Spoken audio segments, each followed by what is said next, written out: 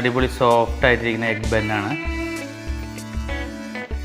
Egg bun ഉണ്ടാക്കാനുള്ള ingredients ആണ് മൈദ, east വേണം, ബട്ടർ, പഞ്ചസാര, ഉപ്പ്, ചെറുചൂട് പാൽ.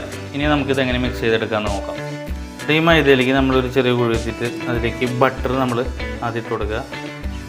പിന്നെ നമ്മൾ ഉപ്പ് എടുക്കുക. ഉപ്പ് നമുക്ക് ഇതിൽ നന്നായി ഒന്ന് ഇട്ട് മൊത്തം മിക്സ് ചെയ്യുക. അതിനുശേഷം ഈ ചെറുചൂട് പാലിലേക്ക് ഒരു സ്പൂൺ ഈസ്റ്റ് ഇട്ട് വയ്ക്കുക. അതിലേക്ക് ഒരു സ്പൂൺ പഞ്ചസാരയും നമ്മൾ ഇട്ട് വയ്ക്കുക. ഇത് നന്നായി ഒന്ന് ഇളക്കുക. ഇതൊരു 3 മിനിറ്റ് ഇരുന്നതിന് ശേഷം ഇതിലൊഴിച്ച് നമുക്ക് കുഴച്ചെടുക്കാം. അതിലേക്ക് നമ്മൾ ഈ ചെറുചൂട് പാല് ഒഴിച്ചു കൊടുക്കുക.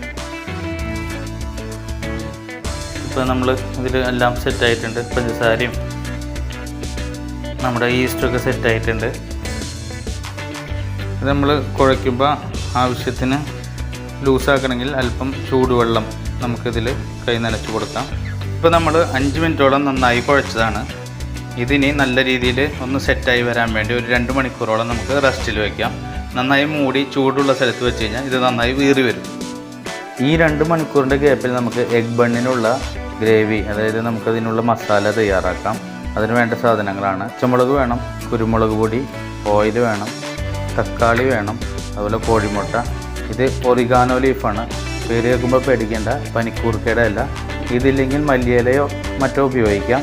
ഇതിൻ്റെ ഒരു ഫ്ലേവറും ടേസ്റ്റും തരുന്ന പ്രത്യേക സാധനമാണ്. അപ്പോൾ ഇതുണ്ടെങ്കിൽ എല്ലാവരും ഉപയോഗിക്കുക. അതുപോലെ വെളുത്തുള്ളി വേണം, ക്യാപ്സിക്കം വേണം, സബോള, അതുപോലെ ഉപ്പ്. നമുക്കിത് പാചകം ചെയ്ത് നോക്കാം. തവ ചൂടാകുമ്പോൾ നമുക്കതിലേക്ക് ഒരു 3 ടേബിൾ സ്പൂണോളം ഓയിൽ ഒഴിക്കാം. അതിന് ശേഷം അതിലേക്ക് സബോള, നമുക്ക് ഒരു ചെറിയ സബോളയാണ്. ഇത് നന്നായി മുരിഞ്ഞ് വരുന്നവരെ നമുക്ക് ഇതൊന്ന് കുക്ക് ചെയ്യാം.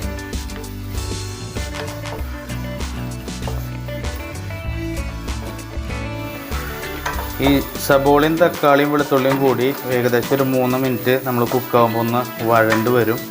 ആ സമയത്ത് നമുക്ക് ഇതിൽ മറ്റു എരിവിന് വേണ്ടി വേറെ ഒന്നും ഉപയോഗിക്കുന്നില്ല. കുരുമുളക് പൊടിയാണ്. അത് 2 സ്പൂണോളം ഇടുന്നുണ്ട്. എന്നാലാണ് അതിലൊരു എരിവ് മുന്തി നിൽക്കുള്ളൂ. അതിനോടൊപ്പം എരിവിൻ്റെ ഒരു മണത്തിന് വേണ്ടി നമ്മൾ ക്യാപ്സിക്കം, ഇത് റെഡ് ക്യാപ്സിക്കമാണ്, അത് ഗ്രീൻ ആയാലും കുഴപ്പമില്ല, അതും 2 ടേബിൾ സ്പൂണോളം ഇട്ടിട്ടുണ്ട്. ഇതിൻ്റെ ഒരു ഫ്ലേവറിന് വേണ്ടി നമ്മൾ പനിക്കൂർക്കയുടെ ഇല ഇട്ട് കൊടുത്തേക്കാണ്. ഇനി ഇതിലേക്ക് ഉപ്പ് ആവശ്യത്തിന് നമ്മൾ ടേസ്റ്റ് നോക്കി ഇട്ട് കൊടുക്കുക. ഇതിൽ മറ്റു മുളക് പൊടിയോ മഞ്ഞൾപ്പൊടിയോ ഒന്നും നമ്മൾ ഉപയോഗിക്കുന്നില്ല. കാരണം ഇതിനൊരു വെസ്റ്റേൺ ടേസ്റ്റാണ് വരേണ്ടത്. ബെന്നിൻ്റെ ഉള്ളിൽ മുളക് പൊടിയിലും മഞ്ഞൾപ്പൊടിയിലും ഒക്കെ ടേസ്റ്റ് വന്നാൽ അതൊരു ടേസ്റ്റായിട്ട് തോന്നില്ല. അതുകൊണ്ട് തന്നെ ഇത് തക്കാളിയൊക്കെ ഒന്ന് ഉടഞ്ഞ് പേസ്റ്റ് ആകുമ്പോൾ നമ്മളൊന്ന് പൊത്തി വെച്ച് വേവിച്ച് കഴിഞ്ഞാൽ നമുക്ക് ഇതിനുള്ള ഫില്ലിങ് റെഡി ആയിട്ടുണ്ട്. നമ്മൾ കുഴച്ച് വെച്ചിട്ട് മൈദ ഇപ്പോൾ കണ്ടില്ലേ, ഇതിപ്പോൾ 2 മണിക്കൂർ കഴിഞ്ഞപ്പോൾ നന്നായി പൊന്തിയൊക്കെ വന്നിട്ടുണ്ട്. ഇതിനൊന്ന് നമ്മളിങ്ങനെ പഞ്ച് ചെയ്തിട്ട് ഇതിൻ്റെ എയറൊക്കെ കളയാം.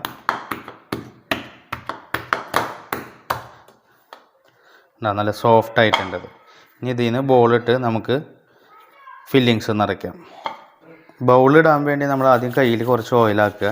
അതിന് ശേഷം ഇതിന് ചെറിയൊരു കഷ്ണങ്ങൾ എടുത്തിട്ട് ഇങ്ങനെ ഉണ്ടിട്ടിട്ട് ഇതിൽ വയ്ക്കുക.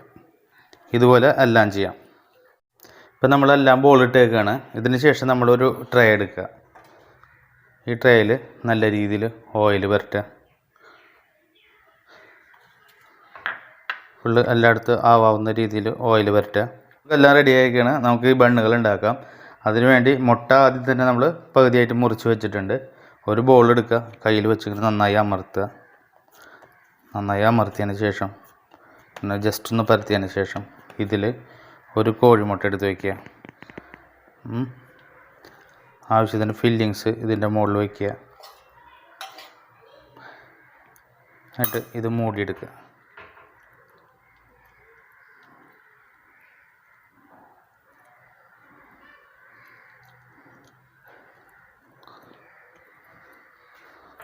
മൂടിയിട്ട് നമ്മൾ ജസ്റ്റ് ഒന്ന് കൈ കൊണ്ടൊന്ന് പ്രസ് ചെയ്യുക. എന്നിട്ട് ഇത് മറിച്ച് വെച്ച് കഴിഞ്ഞാൽ ഒരു ബണ്ണ് റെഡിയായി. ഇതുപോലെ നമുക്ക് എല്ലാം ചെയ്യാം.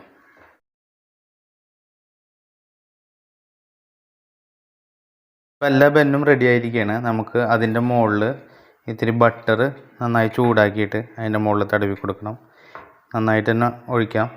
ഇനി ബട്ടർ ഇല്ലെങ്കിൽ തന്നെ നമുക്ക് സാധാ സൺഫ്ലവർ ഓയിലായാലും ഒന്ന് തടവി കൊടുത്താൽ മതി. ഇത്രയും ഓയിൽ പുരട്ടിയതിന് ശേഷം അരിഞ്ഞു വെച്ച പച്ചമുളക് നമ്മൾ ഇതിൻ്റെ മുകളിൽ ഇട്ട് കൊടുക്കുക.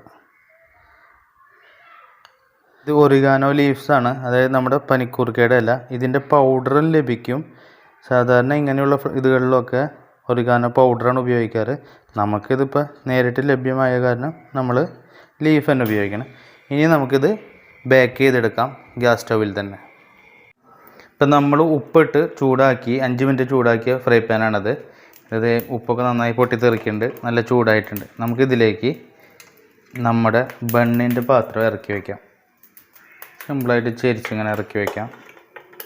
ഇനി ഇതൊരു 20 മിനിറ്റ് കുക്കാവട്ടെ. 5 മിനിറ്റ് നമ്മൾ ഹൈ ഫ്ലെയിമിലാണ് ഇത് ചൂടാക്കിയത്. ഇനി ലോ ഫ്ലെയിമിൽ 20 മിനിറ്റോളം കുക്കാവുമ്പോൾ ഈ ബണ്ണ് റെഡിയാവുന്നതാണ്. ലോ ഫ്ലെയിമിൽ നമ്മളൊരു 20 മിനിറ്റിന് ശേഷം ഇത് തുറക്കുകയാണ്.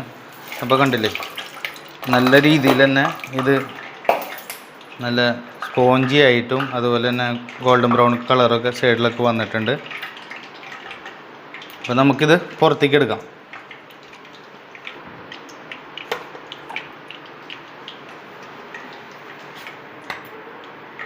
ഇത് നല്ല ചൂടാറിയിട്ടുണ്ട്.